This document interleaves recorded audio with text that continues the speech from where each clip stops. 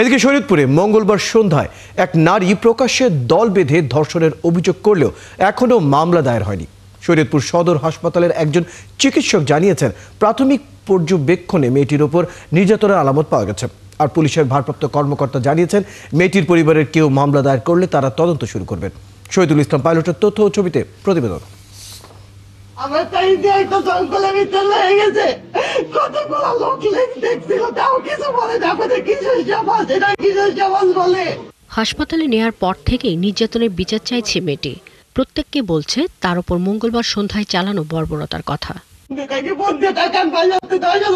আমি বললাম যে আমার বাবা নাই, আমি কইতে আসো টাকা আনবো, বলে কি বোন দেখতে। আমি পরে বোন দিয়া দিয়ে কেমন চাইবে বলে না।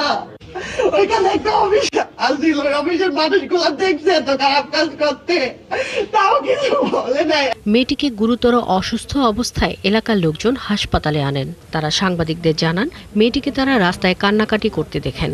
শরীয়তপুর সদর হাসপাতালের চিকিৎসক খন্দকার রাশেদ আহমেদ জানান, প্রাথমিকভাবে মেয়েটির উপর শারীরিক নির্যাতনের আলামত পাওয়া গেছে।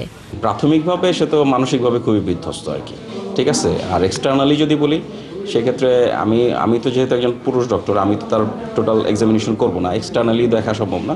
তার কাপড় চোপড়ের বর্ণনা অনুযায়ী একেবারে মনে হচ্ছে যে একদম হয়তো বা মাটিতে গড়াগড়ি খাইছে এরকম কিছু একটা। এখন ফাইনাল জিনিসটা আপনি যেই ফিমেল ডক্টর ওনাকে এক্সামিনেশন করবেন তার কাছ থেকে জানতে পারবেন। এদিকে পালং মডেল থানার ভারপ্রাপ্ত কর্মকর্তা শাহ আলম ঘটনাস্থল ঘুরে দেখেছেন। তিনি জানান, মেয়েটির সব অভিযোগ শুনেছেন, তবে কোনো মামলা এখনো দায়ের হয়নি। মামলা হলে পুরো বিষয়টি তদন্ত করে দেখা হবে। তার গার্ডিয়ানকে আমাদের থানায় মামলা করার জন্য বলা হয়েছে। যেই ধরনের মামলা, তার যেই ধরনের বক্তব্য থাক, কিন্তু এই পর্যন্ত আমাদের কাছে কোনো অভিযোগ আসে নাই। অভিযোগ প্রাপ্তি সাপেক্ষে তারা যদি অভিযোগ করে, তাহলে আমরা তার মামলা নেব এবং আইনগত যেটা ব্যবস্থা নেব। মেয়েটি নিজেকে শরীয়তপুর সরকারি কলেজের শিক্ষার্থী দাবি করে জানায়, মঙ্গলবার সন্ধ্যায় পরীক্ষা শেষে 3 বন্ধুর সাথে শহরের বন বিভাগ কার্যালয়ের পাশে ঘুরতে যায়। এ সময় 10 থেকে 12 জনের একটি দল তার বন্ধুদের মেরে তাড়িয়ে দেয়। পরে পাশের জঙ্গলে নিয়ে তার উপর দল বেঁধে নির্যাতন চালায়। শাকিলা শম্পা, ৭১।